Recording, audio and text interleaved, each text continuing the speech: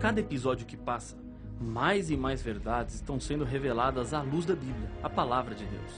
Mas ainda há muitas outras verdades para serem desvendadas.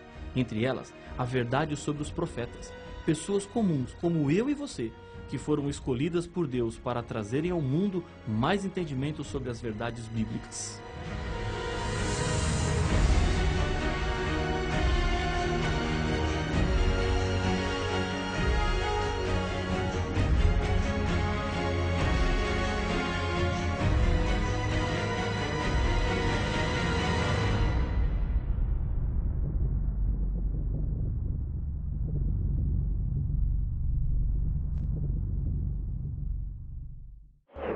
A verdadeira Igreja de Deus é identificada por duas características, segundo a Bíblia.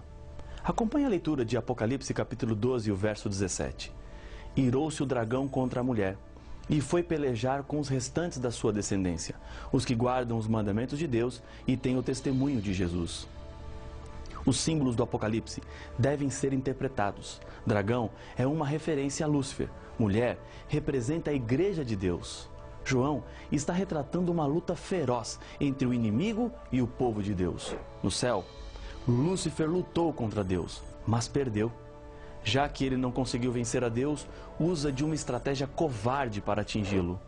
Ele faz sofrer, causa problemas na vida dos seres humanos, pois sabe que assim atinge diretamente ao Criador. O povo de Deus é reconhecido por algumas características. Primeiro, guarda os mandamentos de Deus, os 10 mandamentos, conforme estão escritos na Bíblia e não na adaptação feita pelos seres humanos. Deus não autorizou ninguém mexer nos mandamentos. Não existe nenhum texto na Bíblia que permita ao ser humano dizer no lugar de Deus o que deve e o que não deve ser feito. Segundo, o povo de Deus teria o testemunho de Jesus. E a pergunta que se faz agora é: o que é o testemunho de Jesus? Apocalipse 19:10 nos ajuda a entender. Pois o testemunho de Jesus é o espírito da profecia. No livro do Apocalipse, também nos é revelado que apareceriam falsos profetas, que fariam grandes sinais e maravilhas diante dos olhos das pessoas. Em Apocalipse capítulo 16, verso 13 e 14, a Bíblia nos diz: então vi sair da boca do dragão, da boca da besta e da boca do falso profeta 3 espíritos imundos, semelhantes a rãs, porque eles são espíritos de demônios, operadores de sinais, e se dirigem aos reis do mundo inteiro, com o fim de ajuntá-los para a peleja do grande dia do Deus Todo-Poderoso. Por causa disso, torna-se evidente a necessidade de sabermos separar os verdadeiros dos falsos profetas. O Apocalipse é um exemplo acerca da decisão de Deus de utilizar profetas para transmitir suas mensagens aos seres humanos. Esta foi a forma que Deus usou para dar o conteúdo de toda a revelação bíblica. Por meio dos profetas, Deus revela para o seu povo os seus planos e também fala sobre o futuro. Certamente, o Senhor Deus não fará coisa alguma sem primeiro revelar o seu segredo aos seus servos, os profetas. Diz Amós capítulo 3, o verso 7. Nem todos os profetas que Deus usou escreveram partes da Bíblia. Podemos contar pelo menos 12 que não são autores de textos bíblicos, mas que são mencionados como profetas verdadeiros pela própria Bíblia. Um dos mais notáveis exemplos é de João Batista, que batizou o Senhor Jesus nas águas do Rio Jordão. Jesus disse que não havia profeta maior do que ele, mas não temos nenhum livro ou texto de João Batista na Bíblia, exceto as referências encontradas nos Evangelhos. Isso quer dizer que o dom de profecia não foi dado apenas para escrever a Bíblia, mas Deus usou para também outros propósitos.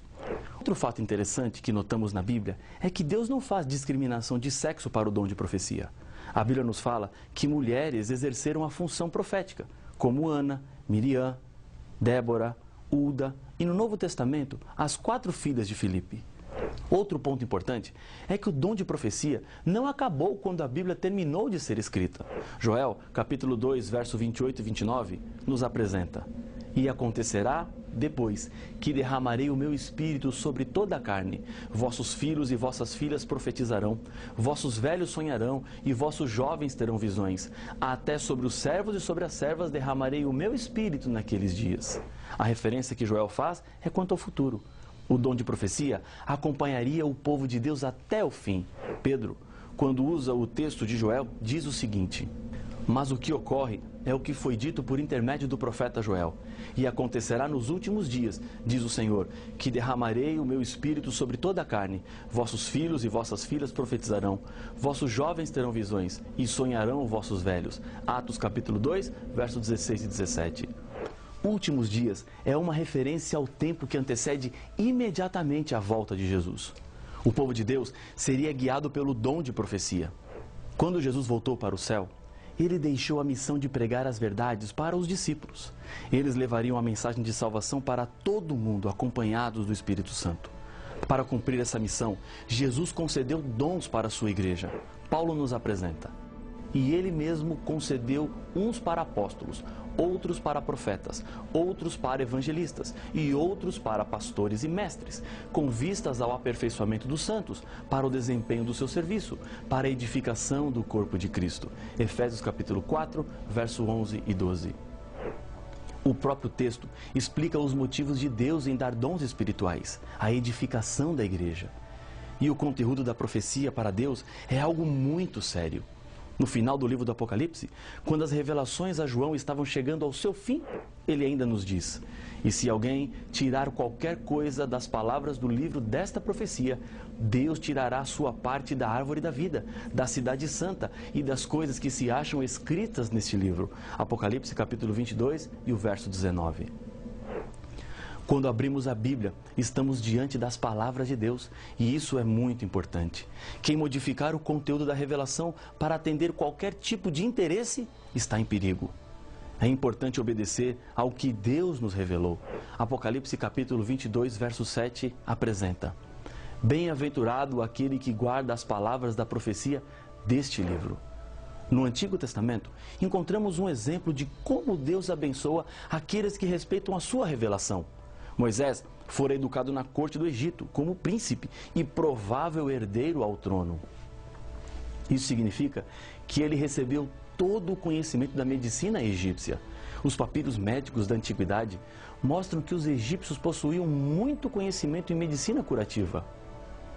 Moisés escreveu muita coisa sobre saúde no Pentateuco, mas praticamente nada disse sobre a medicina curativa.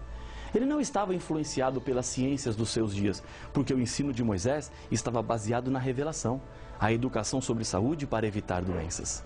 Quais foram os resultados? No Egito, a média de vida dos faraós era de 50 anos. Em Israel, segundo o Salmo 90, a média de vida era de 70 anos ou mais. Deus abençoou aqueles que creram na revelação profética. Jesus deixou uma advertência quanto aos últimos dias também, porque surgirão falsos cristos e falsos profetas, operando grandes sinais e prodígios, para enganar, se possível, os próprios eleitos. Mateus capítulo 24 e o verso 24. Esses falsos profetas seriam os responsáveis por introduzirem na igreja mentiras que destruiriam a verdade, para enganar aqueles que buscam fazer e cumprir a vontade de Deus. Mas a Bíblia nos dá algumas chaves para sabermos se o profeta é de Deus ou não é. Uma dessas chaves está em Isaías capítulo 8, versos 19 e 20.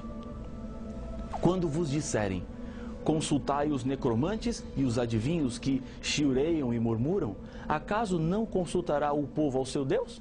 A favor dos vivos se consultarão os mortos? A lei é o testemunho.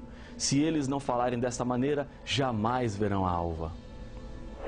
Os milagres em si mesmos não são provas de que um profeta seja inspirado por Deus. Apenas demonstram que há por trás dele um poder sobrenatural. Na época de Moisés, os magos do Egito também fizeram milagres para impressionar as pessoas, e inclusive o próprio Moisés, quando ele pedia para que o faraó permitisse a saída do povo de Israel. Satanás tem também poder de operar milagres, e às vezes se disfarça como anjo do Senhor. Se todos os ensinos desse profeta não estiverem em harmonia com a Bíblia, ele é um impostor. A Bíblia nos apresenta diversas características do verdadeiro profeta. Primeiro, suas profecias quanto ao futuro se cumprem completamente, segundo Jeremias capítulo 28 e o verso 9. Segundo, ele não induz o povo a afastar-se de Deus, conforme Deuteronômio capítulo 13, versos 13, 14 e 15. Terceiro, fala o que Deus lhe pediu para falar e não o que ele quer dizer, conforme Jeremias, capítulo 14, verso 14. Quarto, fala guiado pelo Espírito Santo, conforme 2 Pedro, capítulo 1, verso 21. Quinto, reconhece e aceita a encarnação de Cristo, de acordo com 1 João, capítulo 4, versos 1, 2 e 3.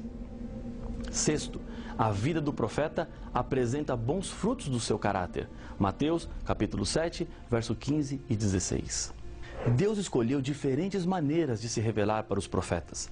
Em Números, capítulo 12, versos 6, 7 e 8, encontramos 3 maneiras diferentes. Então disse: ouvi agora as minhas palavras. Se entre vós há profeta, eu, o Senhor, em visão a ele me faço conhecer ou falo com ele em sonhos. Não é assim com o meu servo Moisés, que é fiel em toda a minha casa? Boca a boca falo com ele, claramente e não por enigmas, pois ele vê a forma do Senhor. Como, pois, não temestes falar contra o meu servo, contra Moisés? Visão, sonho, boca a boca. Deus não fala por meio de bolas de cristal, pela palma da mão, xícara de café, astrologia ou por meio dos mortos. A Bíblia descreve alguns aspectos físicos dos profetas, enquanto eles estavam em visão. Veja, por exemplo, Daniel. Daniel perdeu as forças físicas. Diz a Bíblia em Daniel capítulo 10, verso 8. Depois, Daniel recebeu forças físicas sobrenaturais. Daniel capítulo 10, verso 18 e 19. Daniel ficou sem fôlego. Diz Daniel capítulo 10, verso 17. Ficou sem falar. Daniel capítulo 10, verso 16. Inconsciente quanto àquilo que acontecia ao seu redor. Daniel capítulo 10, versos 5 a 8. O profeta podia ter também seus olhos mantidos abertos durante a visão, segundo Números 24 e o verso 4. Paulo apresentou para a igreja de Tessalônica 3 conselhos com relação às profecias. Não desprezeis as profecias, julgai todas as coisas, retende o que é bom. 1 Tessalonicenses capítulo 5, versos 20 e 21. Deus tem uma promessa também para os que são fiéis diante das mensagens proféticas. Em 2 Crônicas, capítulo 20, verso 20, é prometido àqueles que ouvem a profecia: crede no Senhor vosso Deus e estareis seguros. Crede nos seus profetas e prosperareis. Crer nos profetas do Senhor é a mesma coisa que crer no Senhor que enviou o profeta. Precisamos dar ouvidos e viver tudo aquilo que Deus nos faz conhecido através das profecias. No Apocalipse, encontramos que a igreja no tempo do fim seria acompanhada pelo dom profético. Deus levantaria nos últimos dias, mais uma vez, a profecia para conduzir o seu povo nos momentos mais críticos da história. Um profeta jamais pode dizer algo diferente ou contrário ao profeta que veio antes dele. Essa é uma característica importante do profeta de Deus.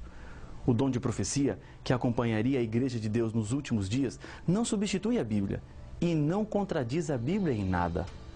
Quando estudamos a história da Igreja Adventista do Sétimo Dia e vemos como, em meio de um impressionante emaranhado de riscos e dificuldades, as mensagens inspiradas chegavam por meio de uma jovem chamada Ellen White, deram a segurança e a direção que a igreja precisava. Quem foi Ellen White? Ela nasceu em Gorham, Maine, nos Estados Unidos da América, no dia 26 de novembro de 1827. Seus pais, Robert e Eunice, eram membros da Igreja Metodista e mais tarde tornaram-se adventistas do sétimo dia. Tiveram 8 filhos. Ellen e sua irmã gêmea Isabel são as caçulas. Ellen ouviu a pregação de Guilherme Miller, pesquisador da Bíblia, que interpretou a profecia dos 2.300 anos de Daniel, capítulo 8, verso 14, terminando com a volta de Jesus, o que na época lhe impressionou. Em 1843, foi expulsa da igreja metodista por causa das suas crenças, que eram diferentes da igreja onde estava. Casou-se com Tiago White no dia 30 de agosto de 1846. Tiveram 4 filhos, todos meninos: Henrique, Edson, Guilherme e John Herbert. A sua primeira visão aconteceu em dezembro de 1844 e a última que se tem notícia aconteceu no dia 3 de março de 1915. No dia 6 de agosto de 1881, faleceu seu esposo Tiago. Ellen ficou viúva quando tinha apenas 34 anos. Além dos Estados Unidos, ela também trabalhou na Europa e na Austrália. Durante 70 anos, por meio de mais ou menos 2.000 visões e sonhos, Ellen White orientou o sólido sistema educacional adventista, a obra de publicações, a reforma de saúde, entre outras. A vida de milhares de pessoas foram mudadas por causa do seu ministério. Ellen White faleceu em julho de 1915, mas os seus escritos continuam falando. Sendo que Deus fala através de profetas verdadeiros, há muitas mensagens que você precisa conhecer. Deus tem falado mais com a humanidade do que as pessoas imaginam. É preciso buscar o que Deus tem para lhe dizer. E eu tenho certeza que essas mensagens proféticas mudarão a sua vida. Acompanhe um texto de Ellen White, que fala de uma profunda esperança que temos, a libertação completa do mal. O grande conflito terminou. Pecados e pecadores não mais existem. O universo inteiro está purificado. Uma única pulsação de harmonia e alegria vibra por toda a vasta criação. Daquele que tudo criou, emanam vida, luz e felicidade por todos os domínios do espaço infinito.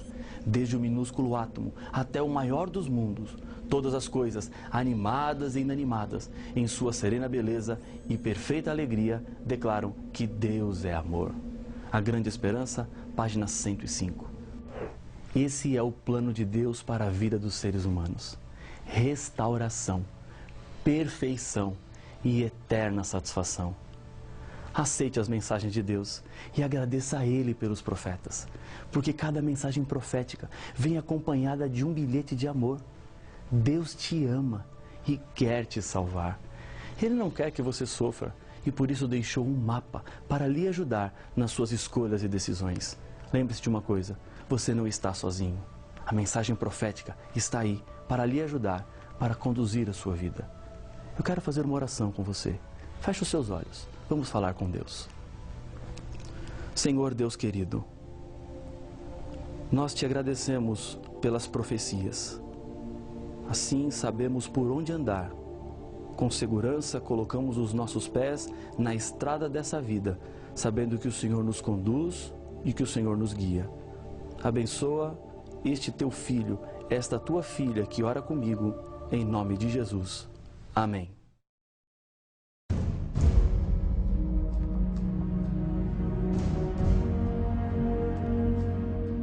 Durante toda a história do pecado, encontramos o inimigo de Deus usando as mais diferentes e variadas estratégias para levar o povo de Deus ao abandono da verdade.